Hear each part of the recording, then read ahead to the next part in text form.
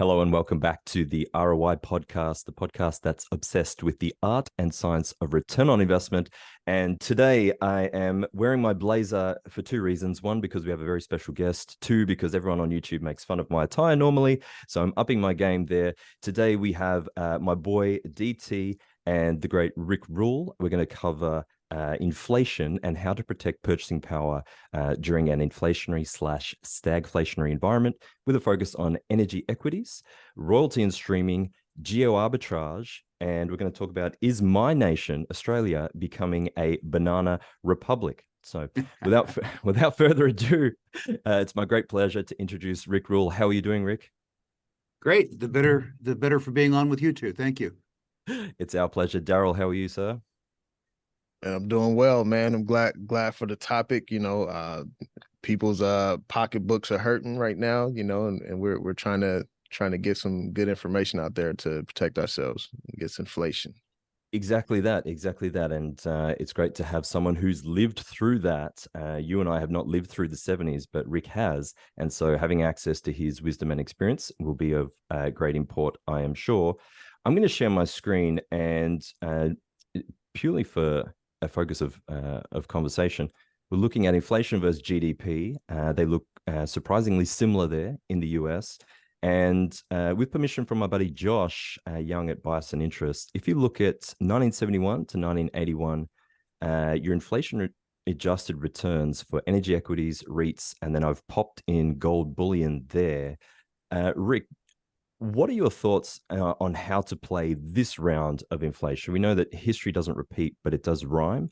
Are you thinking we're going to have a similar setup to 71 to 81? I'm not sure that it's similar, but I think that you've gone the first step, which most people haven't, which is to say you've recognized the problem. Most investors that I talk to, and I think of myself as talking to a fairly select group, have had their expectations for the future set by their experience in the fairly immediate past. And the last 40 years since the end of the 1970s, since 1982, have been extremely benign. The first step to protecting yourself from something is to identify the threat, which you have done. The second thing that I'd like to say before I get around to answering your question is that the definitions that we use for inflation are sadly lacking. The most common measure of inflation that's used by investors is the CPI, the so-called Consumer Price Index. There's at least three flaws with that. The first is that when it doesn't suit them, they don't use food and fuel. As you can tell by my girth, I sort of like to eat. And an index that doesn't include one of my favorite pastimes is of very little use to me. The second is that index is hedonistically adjusted, which means that if the big thinkers, the index compilers, think that a good is worth more, they assign it arbitrarily a value in the inflation index. But the worst idiocy is that the inflation index, the so-called cost of living index, doesn't include tax. Now, if I was exempted from the tax, I promise I'd bitch less about the index. But that isn't on offer. So when you talk about the perniciousness of inflation, when you talk about the cost of inflation, I think that you have to define inflation as a reduction in the purchasing power of savings assets denominated in whatever currency you want to use. Using US dollars, estimate that the impact of inflation on my purchasing power is a reduction of it on an annual basis of about 7% compounded. If you perceive inflation at the CPI stated rate of 3%, and you are earning 5% on a treasury, you have a 2% real yield. If your experience with inflation is the same as mine, which is to say at 7%, and you're earning 5% on your treasuries, you are experiencing a 2% negative compound annual rate of return. I think the turning point in terms of the perception of inflation in the 1970s happened in about 1974. And then it came home in earnest in 1976. There was not a fear of inflation, at least as far as I could discern as a very young man, in the early part of the decade of the 70s. But by the end of the 70s, everybody came to recognize the problem for what it was. Sadly, a circumstance that I think will confront all of us in the next 5 years. in terms of protecting your assets from inflation, you've done the first thing. You've identified the fact that it is, in fact, a problem. And as the circumstances change, your reaction must change. For the last 40 years, mostly what you had to do was buy, if you wanted to, long-dated treasuries and relax. That's come to a screeching halt. Yeah. The increase in interest rates has meant that the capitalized value of the treasuries that you own, or any other long-dated debt, has declined. As the same time that the yield on those instruments is insufficient to maintain your purchasing power over time. So the strategy that was tailor-made, particularly for pensions and endowments over the last 40 years, is exactly the wrong strategy for today. I laugh, not because I wish any harm to those investors, but rather because of the odd perniciousness of the situation that we find ourselves in today. Specifically, during times of inflation, you look for circumstances, you look for businesses that have pricing power around utility. Natural resource prices, as an example, on a historical basis, are historically cheap. And I don't mean in the 5-year term, I mean even in the 200-year term. And I would suggest that they are anomalously cheap. Anomalously cheap in real terms, but also anomalously cheap because in the type of value-added society that we live in today, the component cost of natural resources relative to the finished cost of the goods and services that consumers consume is very low. Meaning, as an example, that if the price of the commodity goes up, it doesn't change the finished price of the good very much. That's an important way to protect yourself against the ravages of inflation, to have pricing power. This is not a recommendation, but look at platinum. It takes about $125 worth of platinum to equip the catalytic converter that enables the sale of a $50,000 car.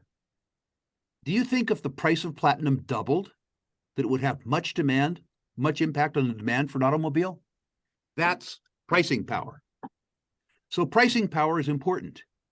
Utility is important, but also the impact of inflation on the cost of adding productive capacity for would-be competitors is extremely important. If a mine, as an example, let's say they'd made a big copper discovery in Queensland, and it was going to cost $5 billion to build that out. 3 years from now, that $5 billion may be $7.5 billion. So the value of an existing asset, the replacement cost of that existing asset goes up, and sometimes goes up exponentially with inflation. So what you look for is pricing power, utility, and an installed asset base that becomes more and more difficult to replace with inflation. Buffett, not a resource investor, did famously well in the decade of the 70s by looking at companies that had pricing power, companies that were oligopolies, companies that were monopolies, or companies that had moats around their businesses that allowed them to raise their prices faster than inflation. So there are many ways up the mountain, but the fact that you've identified that you need to climb the mountain means that you're already at step one. Okay, so we're at step one. That's a good start. It was very instructive for me spending some time in Argentina earlier this year, where I have a 5-cent peso ring, 1946, for which I paid like 1,500 pesos or something like that. But seeing the decline in the currency and what that does to society is truly instructive. Daryl, what are things like where you are in terms of the urban community and people finding they're getting less mileage for their dollar? What's happening where you are? Yeah, I mean, a lot of people are, really concerned about, the price of food, gasoline, the price of education. I mean, right now, that's a huge one. Is people are coming out of, college with mountain loads of debt, and are unable to get a job that can sufficiently pay the debt off. Obviously the mortgage rates is a big one. People can't afford homes. My son's mother sold their home, last year, and now they're just in a waiting game because they don't want to come in at a 7.5% interest rate mortgage rate. And so it's definitely impacting the people here. So that's what I'm seeing. Indeed. Rick, I'd like to ask you about what I think is an example of that which you spoke earlier, which is a business that has the ability to benefit or have a positive disconnect between a rising sales price or revenue without a step function increase in expenses. And that, of course, is a royalty and streaming type business. I'm referring to the Q2 commentary from Horizon Kinetics, which has shown over the last 15 odd years, the gold price versus the royalty price or the royalty returns being 5.4 versus 16.7. So we can see quite a difference between an increase in the commodity and an increase in the royalties. And then in terms of oil, you've got a 2% annualized increase from 82 to 23, the time frame I'm speaking, and then a 13.2% increase in the annualized return of the royalties. That doesn't appear to beat the producers, however, by much. Where should we be looking in terms of, should we be looking more towards the key ingredient of that cost inflation, which is mainly oil, or is there a select way of identifying a truly superior business for royalty and streaming opportunities in the commodity? Well, the royalty and streaming interests are probably the premier way to participate in resource businesses. And let's define that for some of the audience that hasn't, unfortunately, had as much experience as I, which is to say a younger audience. A royalty is an economic interest in a mineral deposit or an oil and gas deposit that doesn't require a capital expenditure, doesn't require operating expenditures, and doesn't require sustaining capital. In other words, it's a business, it's an interest in the deposit, in the production, where your gross is your net. A stream is different. A stream is a prepaid right to acquire a certain amount of a commodity at a fixed price so that you benefit in the upside, and you've already paid some of the downside. They're both superior instruments in the sense that you have no calls on capital and you have no need to experience cost creep in operating expenditures as a consequence of inflation. It's ironic that although royalty and streaming companies are probably the best all-season investment in extractive industries, which is to say, over the course of a decade, they reward you more consistently and more currently than any other form of investment.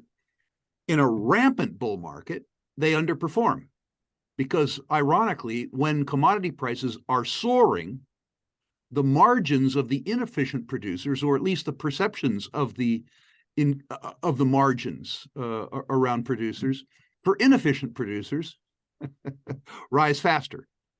So your younger investors, the more speculatively oriented investors, will need to know that buying the best of the best will lead to temporary underperformance in ridiculous bull markets. I hate to keep harping on my age, but at my age, it's okay with me if you take away some of my upside in return for taking away most of my downside. And for that reason, I prefer royalty and streaming investments to other styles of investment, at least for my investment, rather than speculative capital. Very good. A little curveball question. If you were the same age as DT and I, and you're looking at the current environment, let's say with the oil market in particular, we're staring at the face of potentially a 2 million barrel a day deficit by the end of the year. Would the 32-year-old Rick Rule be buying royalty and streaming, or would he be looking at a little bit more operational talk in terms of the producers? You start your portfolio by buying the best of the best at any age. The risks of being out of the market are higher than the risks of being in the market. And being in the market with the best of the best limits the volatility and the risk that you experience. So in terms of establishing yourself a portfolio in industrial materials and precious metals and energy, I would suggest that you start your portfolio with the best of the best. Let's say that you're going to start your portfolio with $10,000. Not enough for a lot of diversification. Put 60 or 70% of that. Perhaps you have to put it in ETFs, but put it in firms that are extraordinarily high quality. And those would, of necessity, involve some of the large royalty and streaming companies.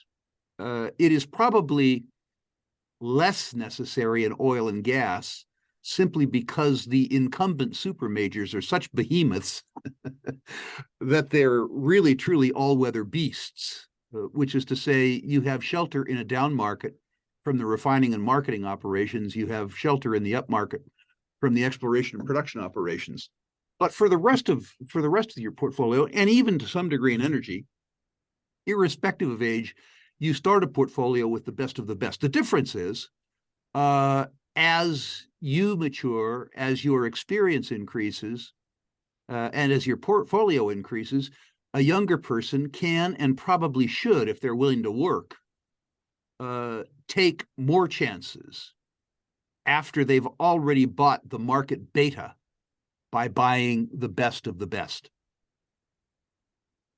Very good. Nick, I got a question. In regards to, there's a lot of financial, charts out there that shows like if you start investing at a certain age, and the impact of compound interest and how you would be further ahead than someone who started later, putting more capital in. So as a person who's 35, and just getting started investing probably 3 years ago. So how would you suggest like someone in a position of my age that's, hasn't been in the game long enough to be able to position themselves? Yeah, you may recall visiting my house some time ago when you and I had this discussion upstairs in my office. The best way to get started is to get started.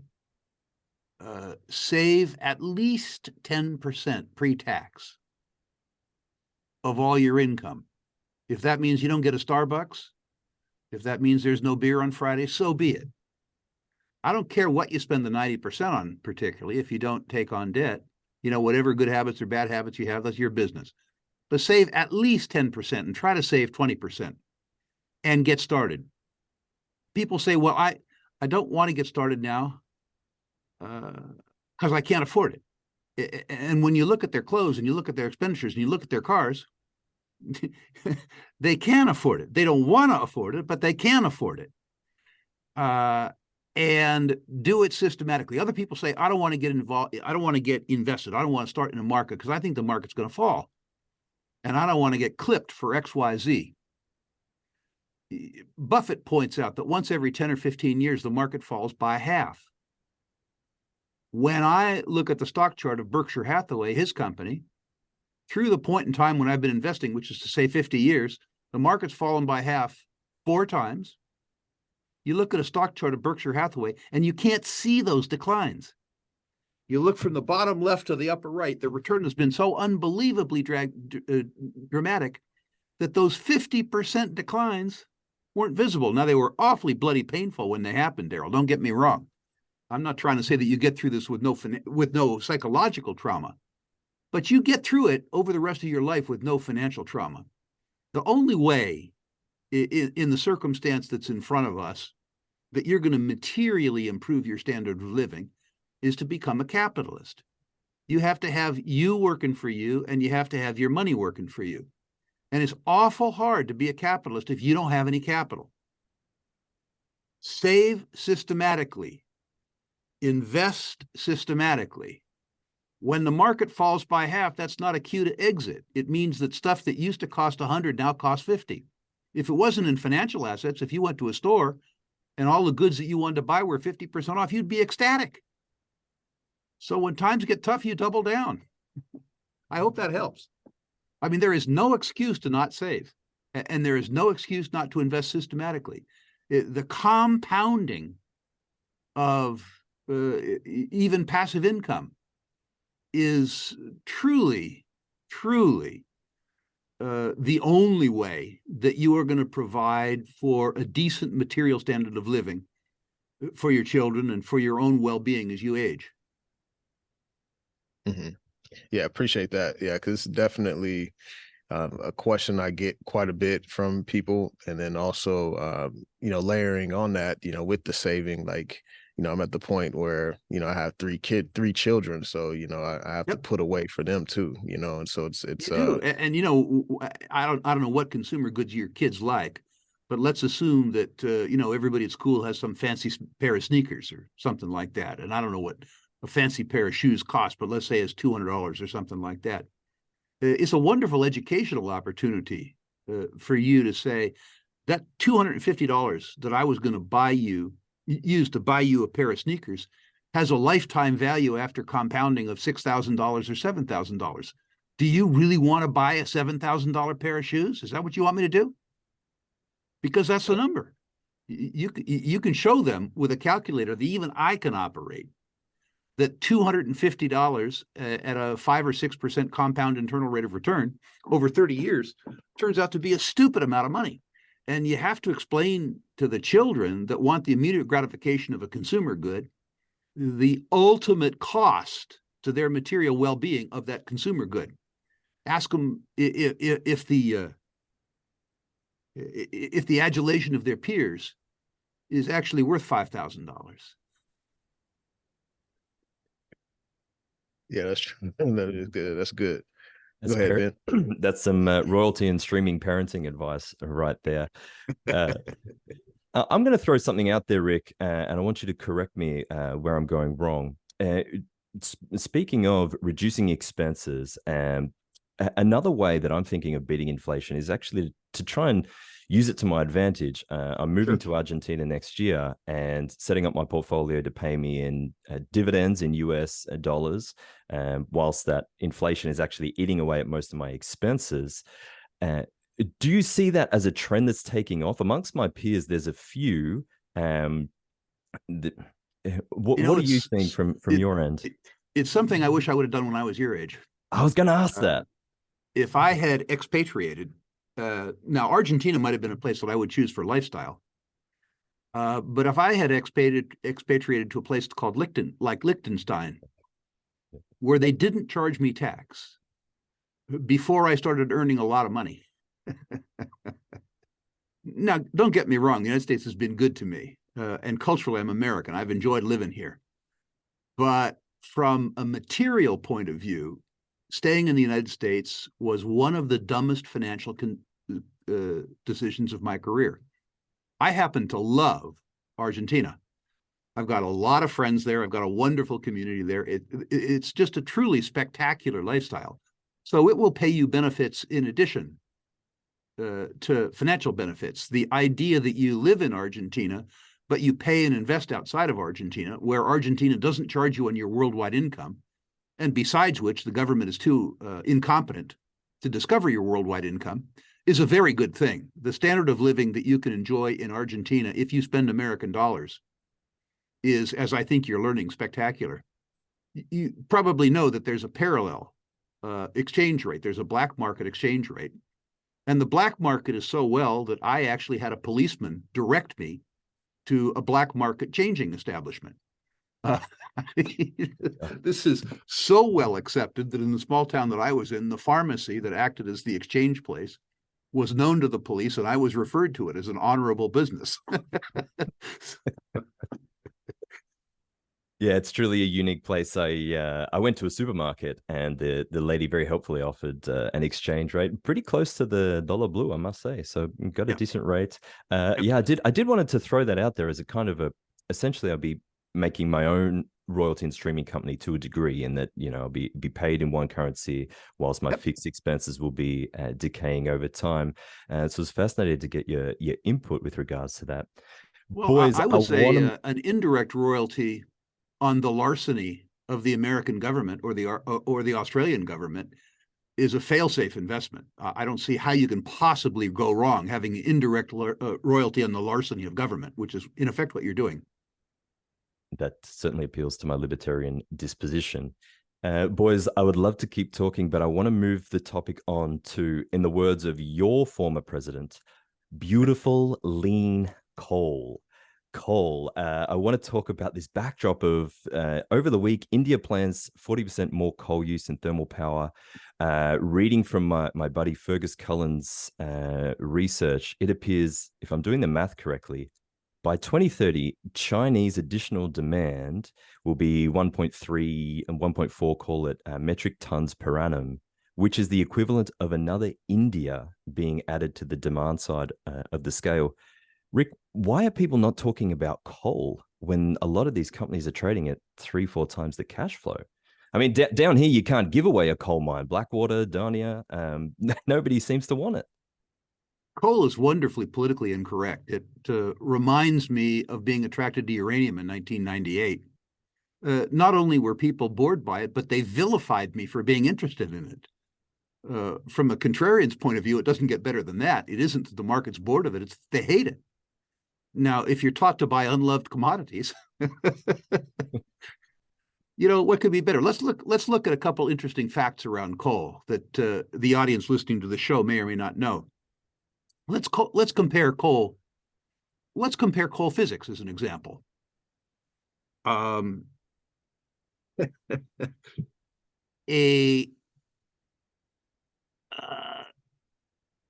let's do it a different way. There are about 1 billion people on Earth, poor people, who have no access to electricity at all. They want and need the cheapest, most efficient form of electrical generating capacity that they can get. If you include both capital and operating expenses, that comes down to coal, C-O-A-L. They don't care very much about the blandishments of that noted energy physicist, Greta Thunberg. What they want is the lights to come on when they hit the switch. And I would be interested in her justification as to why her lights work and theirs don't. There are another 2 billion people on Earth who enjoy, if that's the right phrase, access to intermittent or unaffordable electricity. And they are similarly unconcerned about the preferences of Greta Thunberg, or Biden, or Merkel, or Trudeau. But let's look at some of the alternatives just for fun. I talked to Daryl not too long ago about the fact that the big thinkers of the world, and the rest of us who were induced by them, have invested now almost $5 trillion US in alternative energies, mostly wind and solar. And we've, as a consequence of that $5 trillion investment over 40 years, reduced the market share of fossil fuels from a high of 82% all the way down to 81%. Now, yes, the energy market's been growing. But when the big thinkers talk to you about the declining market share of coal, they're talking from a narrative perspective. They're not talking about an economic or an arithmetic perspective. As you suggest, while the Chinese are building all forms of power, there are still 150 million Chinese that need to be urbanized. And the Chinese that exist would, like the rest of us, to have higher material standards of living, even after most of their work in urbanization has been done. But then there's India, and there's Pakistan, and there's Bangladesh, and there's Ethiopia, there's Indonesia. Who is it among us that believes that our preference for the use of energy should constrain these people to ongoing poverty? I'm not the one. You probably know the largest year on record for coal demand was 2022. It will be eclipsed by 2023. So while the big thinkers are saying that we're experiencing the end of coal, that isn't, in effect, what's happening. Now, there are some interesting anomalies. I saw the other day that the Germans are tearing down a wind farm to expand a coal mine in green Germany. This strikes me as being, I don't know, ironic. Certainly, the demand in Germany for coal has been absolutely the life breath of the U.S. Appalachian coal business, where we ship high sulfur, high ash, polluting coal to those green Germans who need it as a consequence of phasing out their nuclear. There's lots of amusing things around the coal business. And the second thing that you say about coal is also true. It's cheap. I mean, the companies are cheap. Glencore bought a minority interest in a coal mine that they operate. I believe it was in Colombia, with 30 years of reserves left. And they bought it for 1.5 times trailing cash flow. So it's very difficult for me to understand why an investor who has the good sense not to talk about coal at cocktail parties wouldn't want to own some. Are you going to experience psychological trauma? Yeah. Are you going to experience price volatility? Yeah. Are you going to experience extortionate government taxes and regulation? Yeah. Tell me a business that you can get into without experiencing those three things. There aren't any. What people do is they search the world for circumstances that support their existing paradigm and privileges. I can't invest in coal because the government's going to figure out new and inventive ways to tax it. Well, if that's your concern, commit suicide, because they're going to find innovative ways to tax and persecute you.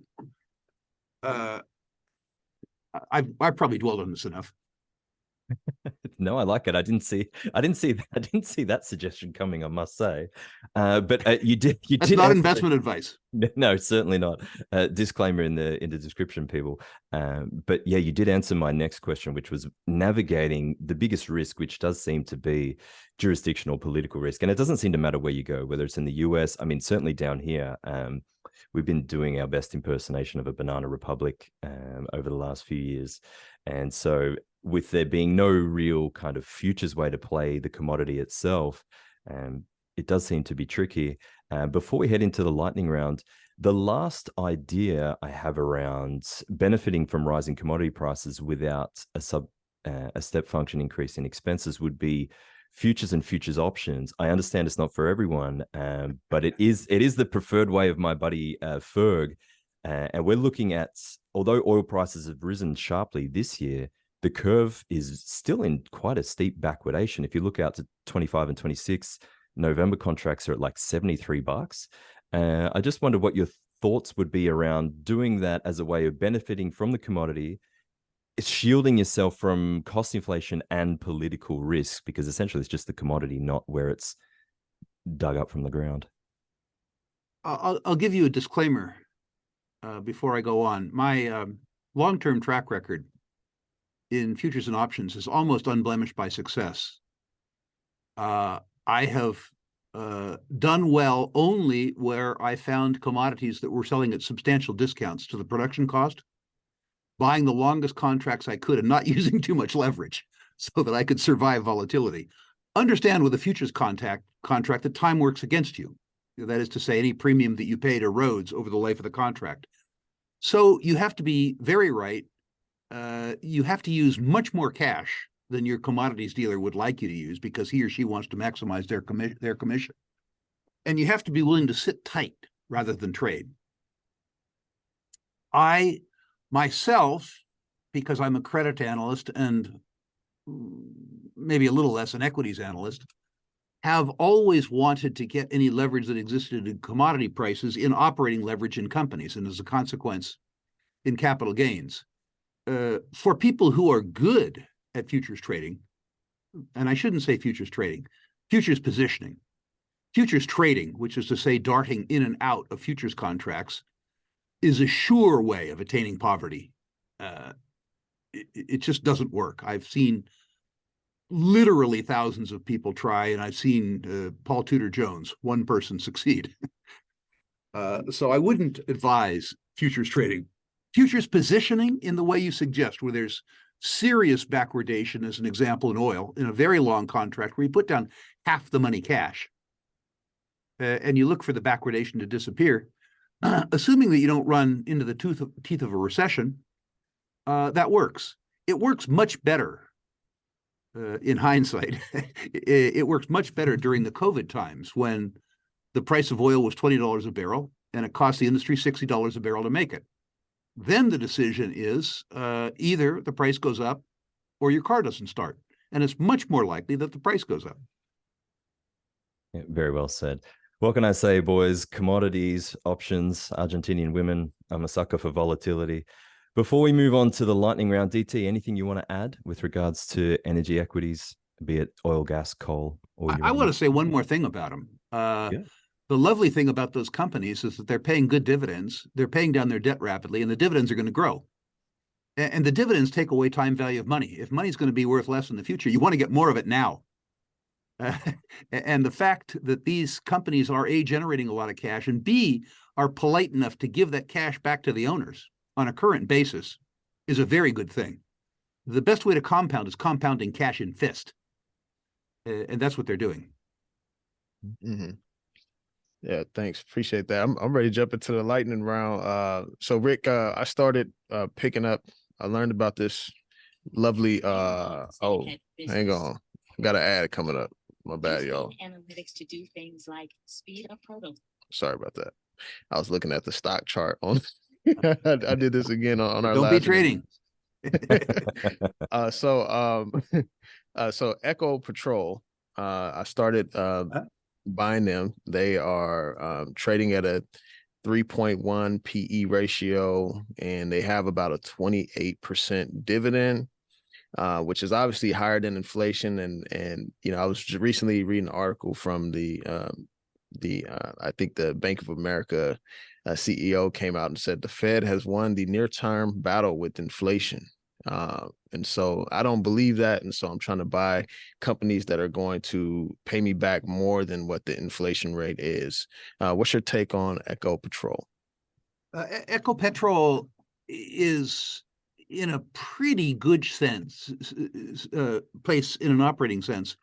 There is political risk around Echo Petrol, and you need to take that into account. I regard it as an investment grade security. Bank of America would probably regard it as a speculative security.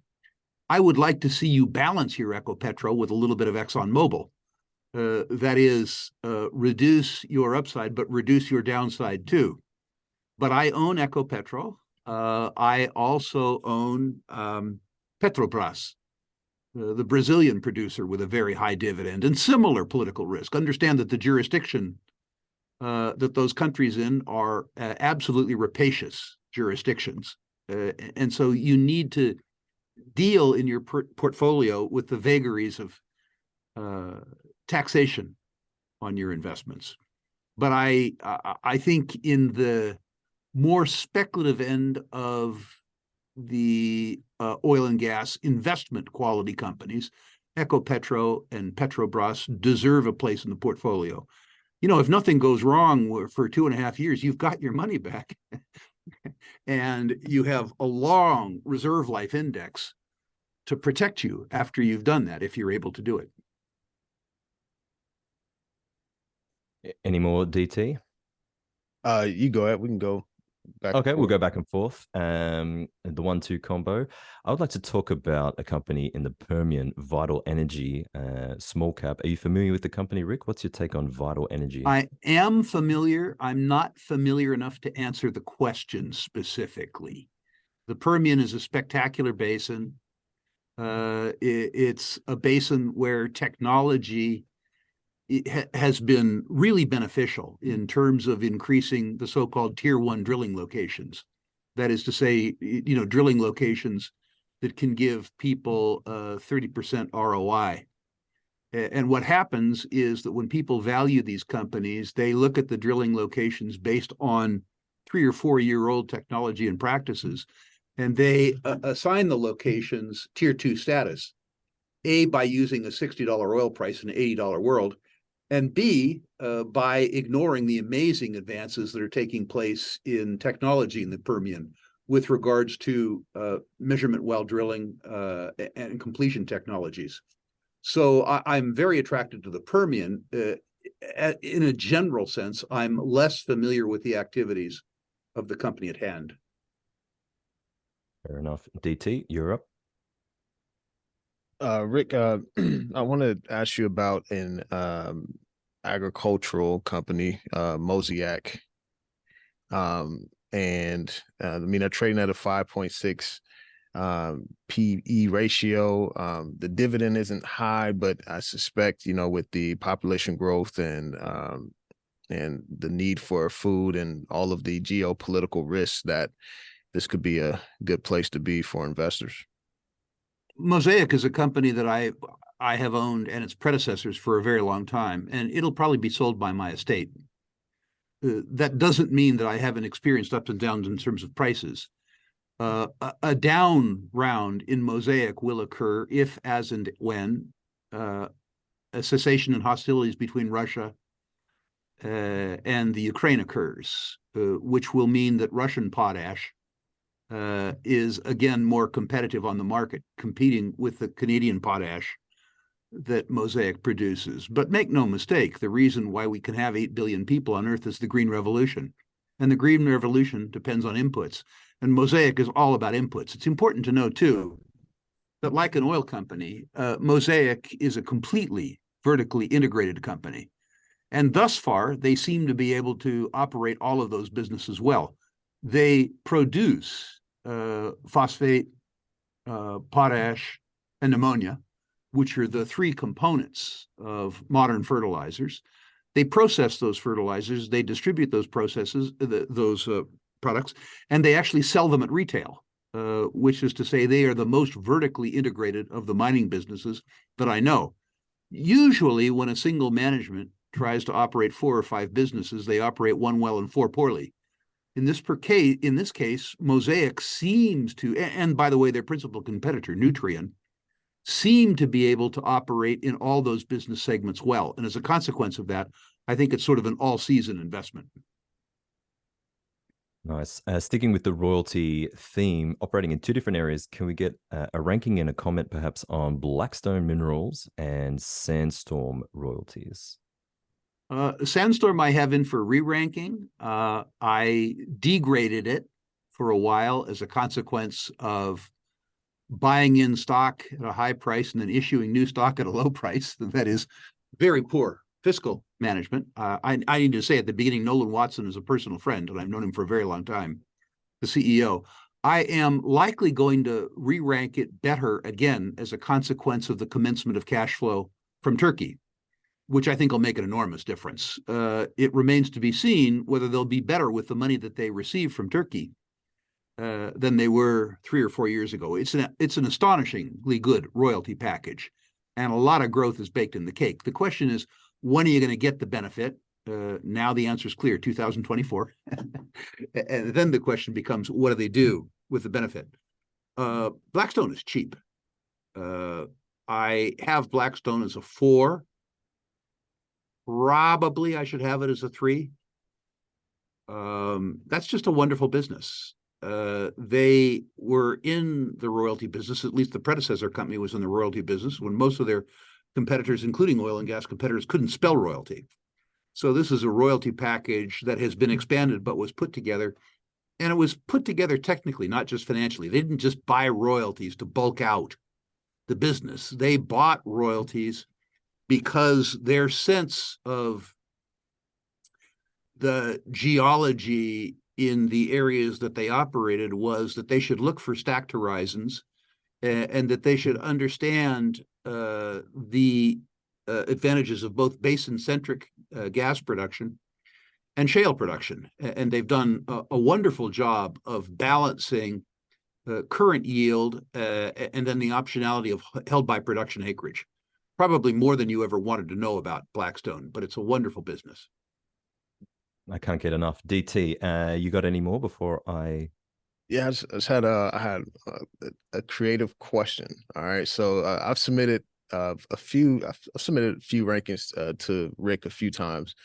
It's hard for me to get a company that's like in the 2, you know, better yet the 3. You know, I don't even know if Rick even has a 1, but if Rick could give the audience one bone for like a 2 rating, let's say, do you have a 2 rating right now? I don't have a 2 rating. right. I'll tell you, I've had 9 1 ratings that I can remember in 30 years of ranking portfolios. The last one was Ivanhoe Mines, back in the days when it was selling for 60 cents a share and had 93 cents a share cash in it, and had Kamoa-Kakula, the best undeveloped copper mine in the world. The Chinese, which is to say CITIC and Zijin, had just paid $1.13 for their stock. It was selling for 60 cents. They had 93 cents a share cash in it, and it was fronted by the best mining promoter of my epoch, Robert Friedland. That's what a 1 looks like. I have to believe that a company is selling for half of what it's worth, and that what it's worth will compound rapidly over the next 5 years. So that it's probable, rather than possible, probable that I'll have a 10-bagger in 5 years. That's a pretty rough row to hoe.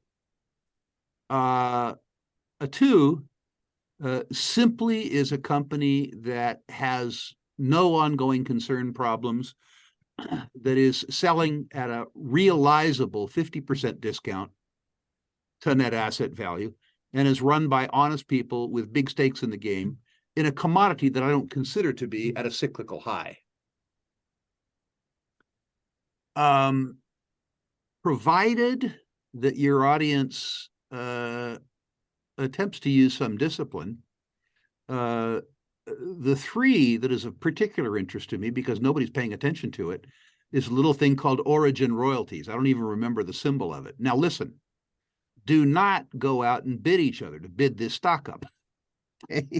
Use a good till cancel limit order at or about the existing market. What we don't want is 3,000 listeners to go fight over the stock, double the price of it, and then be pissed at me when the stock falls by 30%, when the furor engendered by the interview subsides. This is a little tiny gold royalty company that's enjoying current cash flow from Ermitaño in Mexico, a silver-centric deposit, and will be enjoying a lot of revenue in 3.5 years' time from the silicon cap deposit that Anglo American is developing in Nevada. It's selling at easily a 50% discount to what they could realize for the royalties in the market. Because it's a $100 million market cap, it hasn't come to the attention of any institutional investors. And you don't have to wait forever for the benefit of the free cash flow to appear, because it's appeared. It's here. So that's what a 3 looks like. Excellent. All right, we got 2 3s in here, y'all. We got 2 3s in here. So yeah, I feel like we're doing well. I feel like our yield is good so far. Last question, the lightning round for me. You mentioned rapacious jurisdictions. I would like to get a comment on Whitehaven and Yarncoal down here in Banana Land. What are your thoughts on those companies? Well, traditionally, Australia has been the second best mining jurisdiction in the world, the best being Chile. Both countries are trying hard to snatch defeat from the jaws of victory. Both countries are succeeding.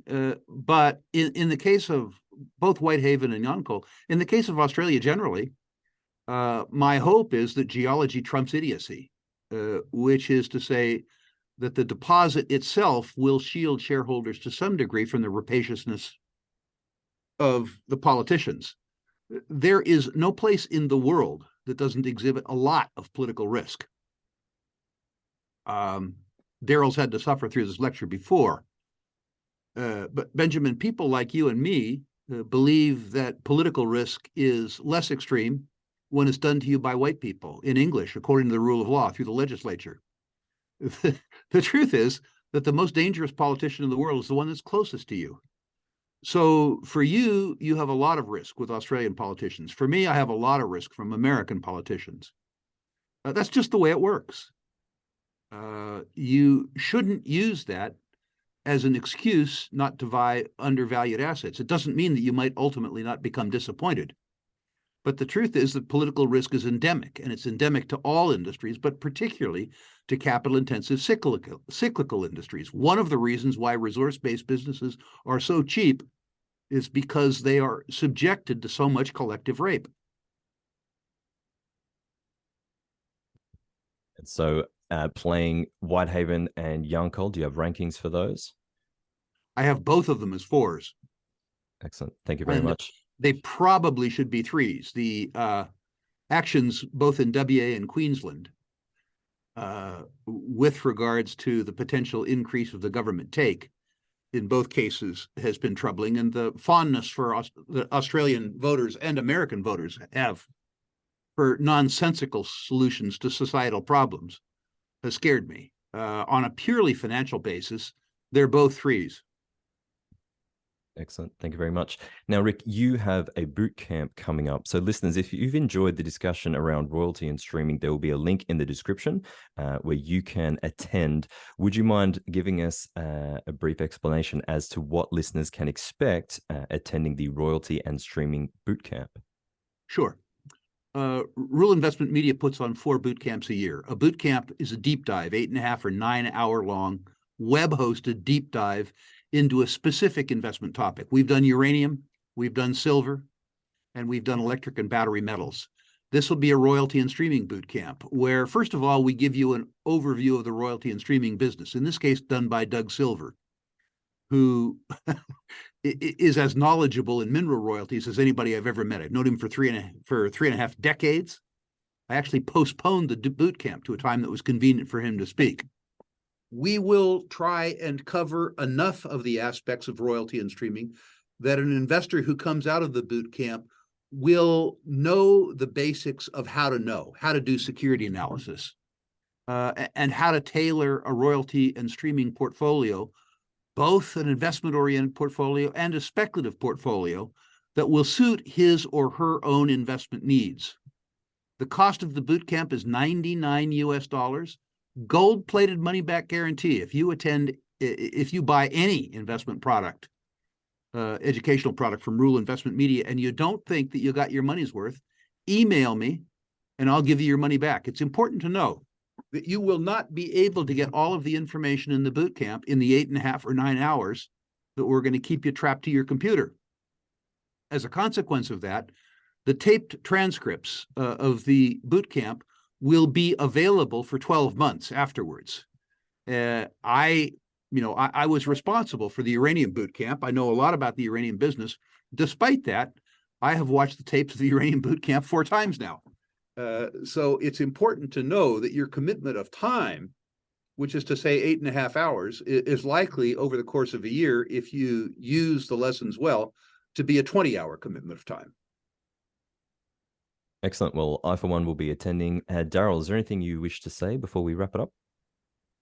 No, I mean, I should be at the boot camp as well. You know, I'm like a comment moderator there. I like to get in there and debate people and stuff. So yeah, I'm kind of like one of those YouTube warriors in the comments. Yeah, appreciate the opportunity to do those, Rick. So I'm excited for the time coming up. Well, Daryl, my hope is that having attended a couple of boot camps and having attended your symposium, you have a good sense, I think, from an attendee's point of view, of the value that's offered up by these educational products. And I hope you found them useful. Yes. It's very, very, I'm still rewatching some of the symposium videos and such. I've rewatched a few times. So definitely provide a lot of value. I have no doubt. Listeners, thank you very much for your attendance today. Link will be in the description. Rick, any final comments before I wish you a good afternoon, I think, where you are?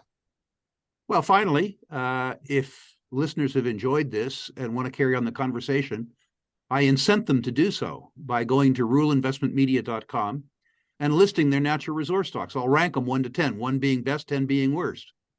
I'll also add comments on individual issues where I think my comments might have value. Final one commercial announcement, particularly if you're a U.S. citizen and you are unhappy with your current banking arrangements, I'm celebrating retirement by starting a new bank called Battle Bank. If you aren't happy as a depositor with your current institution or unhappy as a borrower with your current institution, and you're technologically savvy enough that my branch can be in your cell phone or computer, at Rule Investment Media in the question and comments section, write bank. And I will put you on the list to get information about Battle Bank as soon as it's opened. Excellent. And once again, links to all the topics which we spoke about today will be in the description. Gentlemen, thank you very much for your time. Listeners, thank you for your attention. Be safe out there, and I look forward to catching up with you in another episode of the ROI podcast. Take care and goodbye.